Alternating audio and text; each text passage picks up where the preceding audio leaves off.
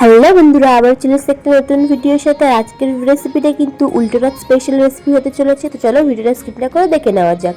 তো প্রথমেই দেখো আমি এখানটায় পরিমাণ মতো নিয়ে নিয়েছি ময়দা, তারপর নিয়েছি সামান্য তেল এবং নুন। সব কিছুকে ময়দার সাথে খুব ভালো করে মিশিয়ে দেখো এরকম মুঠ হলেই বুঝে নেবে যে আমাদের ময়দা খুব ভালোভাবে ময়ম হয়েছে। তারপরে অল্প অল্প করে জল দিয়ে ময়দাটাকে একদম সুন্দর একটা সফট ডো তৈরি করে নিতে হবে এবং ডোটা রেডি করার পরে 10 থেকে 15 মিনিটের জন্য এটা রেস্টে রেখে দিতে হবে। আপনারা চাইলে রাখতেও পারেন বা নাও রাখতে পারেন, কোনো অসুবিধা হবে না। তো আমি যতক্ষণ এইটা রেস্টে রেখেছিলাম ততক্ষণে কিন্তু চিনির শিরাটা বানিয়ে নেব। তো দেখো চিনির শিরাটা বানানোর জন্য প্রথমেই আমি এখানটায় 2 বাটি পরিমাণে চিনি এবং 2 বাটি পরিমাণে জল এবং একটা এলাচ দিয়ে ভালো করে চিনির শিরাটা করে নিচ্ছি। আপনারা অবশ্যই চিনি এবং জলটা সম পরিমাণেই নেবেন। তো দেখো আমাদের এখানটা চিনির শিরাও একদম রেডি, আর এরকম এক তারের হলেই বুঝে নেবে যে আমাদের চিনির শিরা একদম রেডি।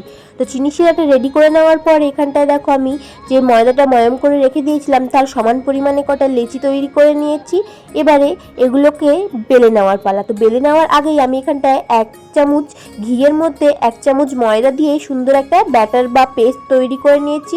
এবারে লেচিগুলোকে বেলে নেব। একদম রুটি বা পরোটা যেভাবে আপনারা বেলেন সেভাবেই একটু পাতলা করে বেলে নিতে হবে। তো সবকটা লেচি আমার এখানটায় বেলে নেওয়া হয়ে গিয়েছে। এবারে যে পেস্টটা আমরা তৈরি করে রেখেছিলাম সেইটা দিয়ে দিতে হবে অল্প অল্প করে, পুরোটাই মাখিয়ে এবং একটু ময়দার কোডিং করে নিতে হবে। তারপরে একের উপরে এক সবকটাকে সাজিয়ে নিতে হবে। এবারে সুন্দর করে এটাকে রোল মতো করে নেব। দেখো আমি যেভাবে করছি আপনারা এইভাবেই করবেন। তো করে নেওয়ার পরে সবার শেষে একটু জল দিয়ে লাস্ট কর্নারটা একটু লক করে দিলাম, দিয়ে হাতের সাহায্যে একটু ভালো করে দেখে নিলাম যে ভালো মতো লক হয়েছে কিনা। তারপরে সাইড কর্নারটা কেটে বাদ দিয়ে আমাদের খাজাগুলোকে ভালো করে কেটে নেব। তো দেখো আমাদের খাজাগুলো সম পরিমাণে কিন্তু সুন্দর করে কেটে নিয়েছি। এবারে একটা খাজা নিয়ে আমি বেলে একদম খাজার যেভাবে শেপ হয় বা যেভাবে খাজাটা হয় সেটাই করে দেখিয়ে দিচ্ছি। তো দেখো হালকা করে একটু বেলে নিলেই কিন্তু আমাদের খাজা একদম রেডি। এবারে সবগুলোকেই আমি একইভাবে একটু বেলে সুন্দর করে নিয়েছি।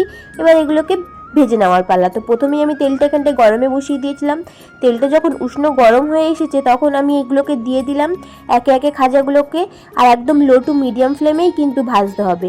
তো দেখো সবগুলোকে একদম ভেজে গোল্ডেন ব্রাউন করে নিতে হবে, আর কোনো রকম খাওয়ার সোডা ছাড়াই কিন্তু দেখো আমাদের খাজাগুলো কত সুন্দর ফুলকো হয়েছে, মানে কত সুন্দর ফুলেছে আর খুবই কিন্তু ক্রিস্পিও হয়েছিল। তো দেখো আমাদের এখানটায় কতটা ফুলেছে তোমরা দেখে হয়তো বুঝতেই পারবে, আর একদম গোল্ডেন গোল্ডেন করে ভেজেও নিয়েছি।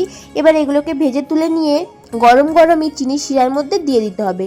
তো একে একে সবগুলোকেই আমরা ভেজে নেব একইভাবে এবং এই চিনির শিরার মধ্যে আমরা অ্যাড করে দেব। তারপরে চিনির শিরার মধ্যে দিয়ে তুলে নিতে হবে কিছুক্ষণ পর 5 মিনিট মতো রেখে।